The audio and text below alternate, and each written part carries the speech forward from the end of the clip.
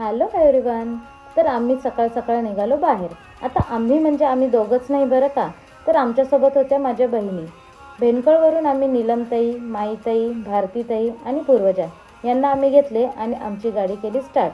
आता आम्ही एवढ्याजणी कुठे चाललोत, कशासाठी चाललोत हे जर तुम्हाला जाणून घ्यायचं असेल तर हा व्हिडिओ संपूर्ण बघा. वाटेत आम्हाला रेश्माताईला पिकअप करायचं होतं.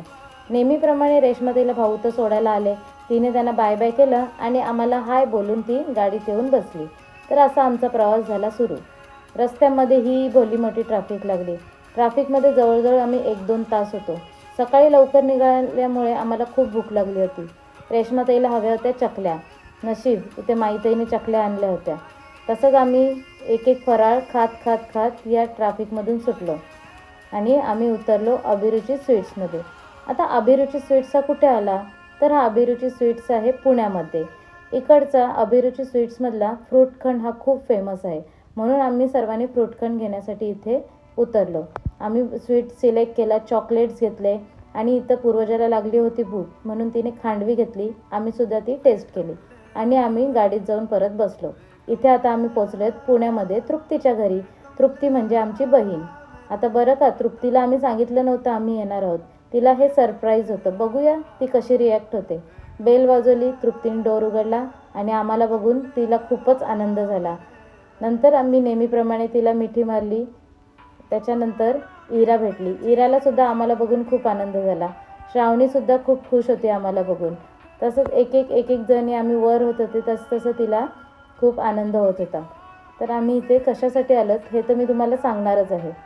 नंतर तृप्तीने आमचं एकदम छान असं स्वागत केलं.